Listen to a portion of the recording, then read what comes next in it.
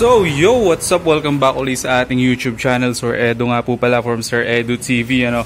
So, kamusta kayong lahat, ano? Sana okay ang lahat. Wala sanang may sakit today, ano. Usually kasi ngayon, dahil malamig yung panahon, maraming nagkakasakit, sinisipol, inuubo, so keep safe ang lahat, ano.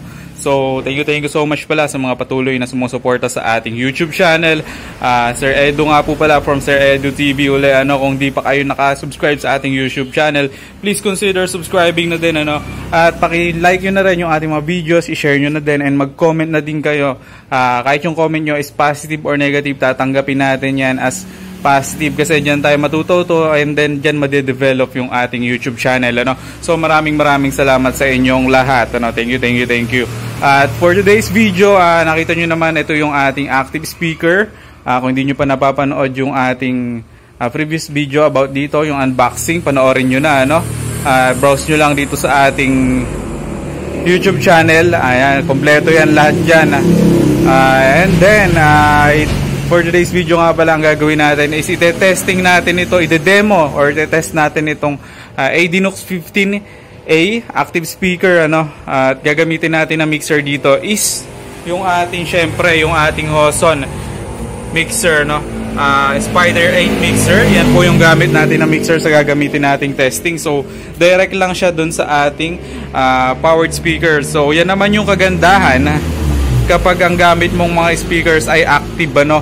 Less ka na sa dalang gamit. Just imagine, may dala ka lang stand, dalawang stand, tapos dalawang active speaker, tapos mixer. Ang kailangan mo na lang dalhin na iba is yung mga extension wires and then yung XLR cable para sa signal. So ganon kasimple yung setup mo pag naka-active speaker ka. So very convenient. Unlike dun sa passive speaker ka, may dala kang speaker, may dala ka pang amplifier, no? So yun yung difference nilang dalawa. So both are maganda naman, passive and active, kaya lang meron silang mga advantages and disadvantages. Siguro sa mga susunod na videos natin, pag uusapan natin kung ano ba yung mga advantages and disadvantages nung ating active at nung ating passive speakers, ano. So meron tayo nun parehas. So for today's video, mag-focus muna tayo dito sa ating ADINOX 15A. So first impression natin dito sa ating ADINOX 15A, yung design niya is napaka-professional. Kung makikita nyo is yan lang siya. Ang ganda tingnan, ano. Parang kahit saang event mo dalhin, what I'm trying to say is kahit saang venue mo siya dalhin, babagay yung looks niya, ano, kasi napaka-simple, napaka-slick, ayan, napaka-compact, sabi nga nila, ano. Ayan. So black yung design niya, wala siyang ibang color, and then yung logo niya is AD. Ayan, silver. Ayan. So professional tingnan. And then pumunta tayo dito sa ating likod. Ayan, ito yung kanyang likod. Meron tayong handle dito. Both sides yan meron. Ayan, left and right. And then dito sa likod niya is nandito yung kanyang mga input and output. Ayan. So umpisahan siguro natin dito sa baba. Ito yung kanyang switch on and off. Ito yung AC input. And then meron siyang switch from 115 volts to 220 volts. Depende sa gagamitin nyo na supply.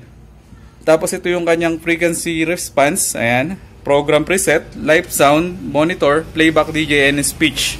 Tapos ito yung pinakabago. Ito yung maganda dito sa ating ADINOX 15A. Wala to dun sa mga luma na design ng ADINOX 15A, ano.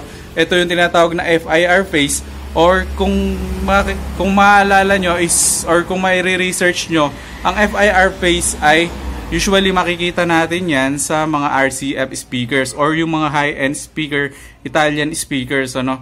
So yan yung FIR phase. Tapos 700 watts, ayan, nakasulat dyan yung specification niya. At ang kanyang high SPL output, max SPL, is 129 dB. So wow, napakalakas po ng 129 dB para sa ganitong active speaker. Ayan, tapos ito yung kanyang driver, powerful 15 inches customized woofer, then premium 1.7 titanium compression driver. Tapos digital bi-amp siya. Bi-amp system with linear phase. So ang kagandahan sa bi-amp system, mas malinis yung tunog niya. Ayan. So ayan. Tapos punta tayo dito sa ating input and output. So dito sa ating input, meron tayong line A and line B. Dito sa line A, usually dyan sinasaksak yung from mixer. Pag dito sa line B, pwede rin dyan yung from mixer. Kaya lang, ang purpose niyan dalawa. Pwede siyang mic or line B. So pag mic mo siya gagamitin, ipe-press in mo to para mas ma-boost yung kanyang volume. Ayan, usually kasi pag mga mic, 'di ba, pag walang mixer mahina. So ito lang yung pipindutin mo para doon. Then ito yung kanyang mga volume knob, ito yung preset. So nilagay lang para sa testing na to, nilagay lang natin siya sa normal. Ayan. Tapos ito yung kanyang mga signal indicator, power, signal and limit. Makikita mo diyan pag nagli-limit na siya, kulay pula. And then pag may signal is yellow. Tapos yung RCA in, ayan, pwede yan. Pwede kang magsaksak ng cellphone dyan and then magpatugtog. And then next is kung magdadagdag ka pa ng speaker, meron siyang out dito. Pwede kang mag-out dito and then i-in mo dun sa kabilang speaker. Pwede yan. So yan, very convenient siya. So DSP na po pala ito, kahit wala kang dalang equalizer, maganda na po yung tunog niya. Yan po yung mga kagandahan ng active speakers. Ano? Ayan. Dito sa baba meron siyang lock para sa ating stand. And then meron siyang mga rubber footing. Ayan. Tapos yung texture pala nung kanyang box is hindi siya putyo-putyo. Ayan. Ano po siya? Meron po siyang texture. Parang professional din tingnan. Ayan. So focus natin para mas makita nyo. Ayan. Ayan. Usually ginagamit to sa mga professional setup. Ayan, thank you pala AD Philippines. Ayan, so ayan po ang ating ADNUX 15A. So ngayon pumunta na tayo sa ating testing ng ating speakers. Ano? So syempre ang gamit natin na mixer dito is yung ating Hoson Spider 8. Syempre may Bluetooth yan. So gagamit na lang tayo dito ng ating cellphone and then dito na lang tayo magpe-play wirelessly, di ba? Ang lupit ng Hoson mixer. So Sir Hoson Phil, baka naman. So yan, pe-play na natin yung ating unang music for testing. Infraction, by infraction, ano? Yan, testing natin. So, ang gagamitin natin ng music dito is different kind para mas marinig nyo or mas ma-distinguish nyo kung maganda nga ba yung tunog niya. So, play na natin. Yan, pe-play lang natin. Dito na rin tayo magvo-volume. Yan, lalakas ko siya dito. Gamit kayo ng headset para sa magandang output ng sounds.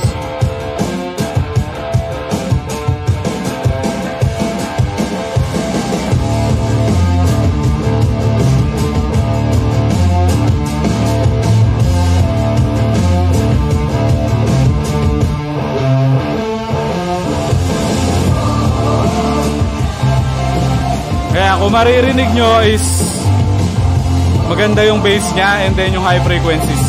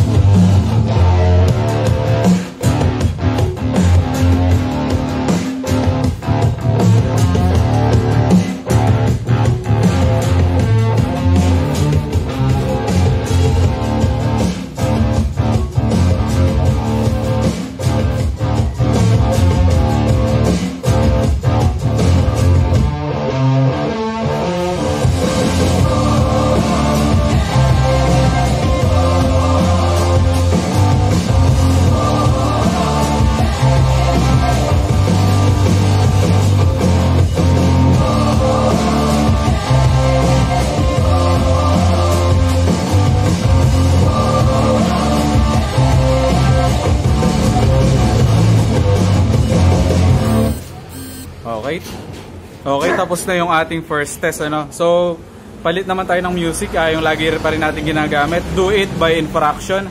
So, i-play na natin yung ating next testing. So, yan. Wait lang natin, merong ads. Ayan po. Skip lang natin yung ads. Ayan, so volume tayo.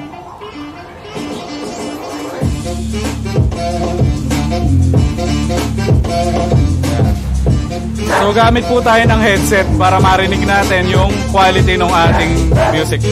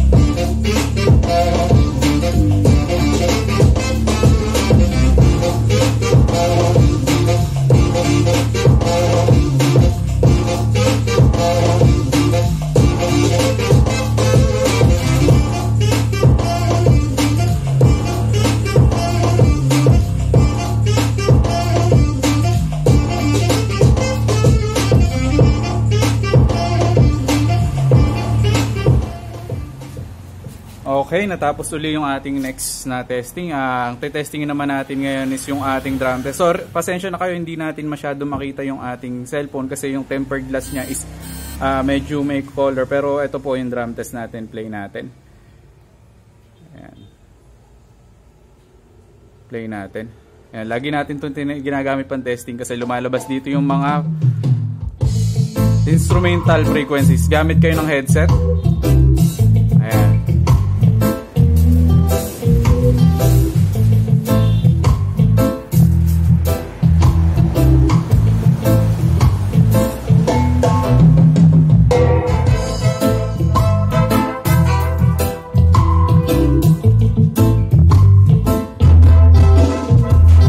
Naka-flat lang tayo dito sa atin para marinig lang natin yung totoong tunog niya.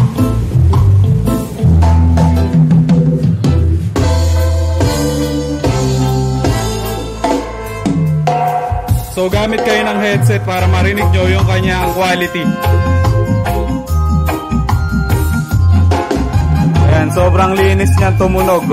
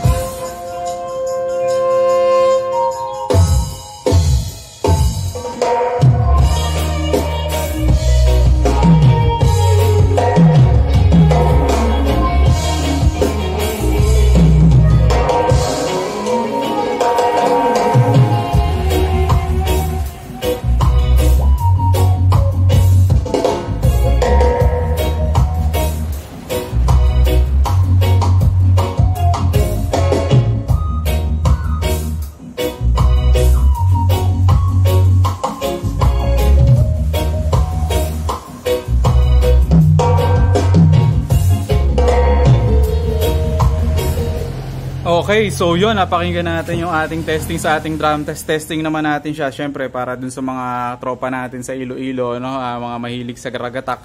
So, testing natin to. Macarena Soundcheck by DJ Christian Naive. So, shout out sa iyo, sir. Thank you sa mga remix mo. So, play na natin. Ayan, wait lang natin yung ads. May ads pala siya. Then, play. Gamit kayong headset.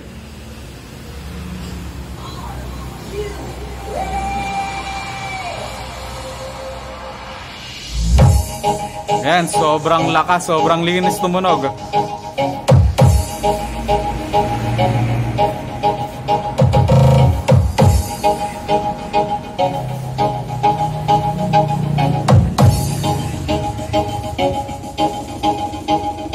Sound check the test, 1 2 check.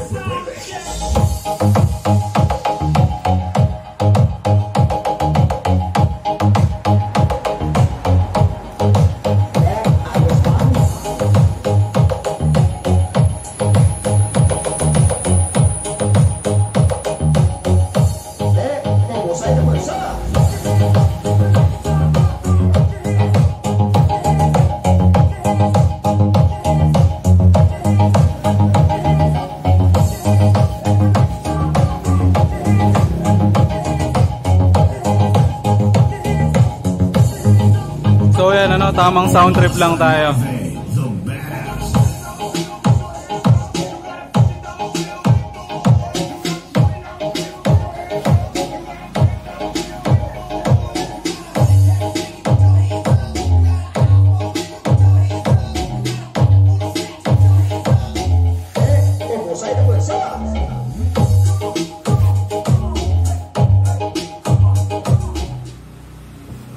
So yun, ano, pinatay na natin yung ating music kasi masyado nang mahaba yung ating video. So yun, napakinggan nyo naman siguro kung gaano ka quality tumunog yung itong active speakers natin ng ADNOX 15A nga po pala uli yung kanyang brand. So solid na solid yung kanyang tunog, ano. Actually nagamit ko na to sa ating event. May naka-upload na tayo na video regarding that. Kung di nyo pa napapanood, panoorin nyo na din, ginamit natin siya sa event. So talagang solid na solid, ano. Ang mga siguro ang visitors noon is nasa 150 packs. So basic na basic para sa kanya yung ganong 150 packs. Walang naging problema. 2 piraso dala ko, and then itong ating Hoson mixer. At napakaganda ng kanyang naging output, ano. So yun ang ating video for today. So ADNOX 15A. So maraming salamat sa panonood hanggang dito sa huli ng ating video. So kung di ka pa nakasubscribe sa ating YouTube channel, please consider subscribing, ano. So ang price pala nito is, munti ko nang makalimutan sabihin, ang price nito sa SRP daw nila is 15,000. Ayan, 15,000 each active speaker. So sulit na sulit po. At napakaganda ng tunog. So maraming salamat po sa panonood, and hanggang dito na lang po yung ating video for today. So thank you so much for watching, and bye-bye.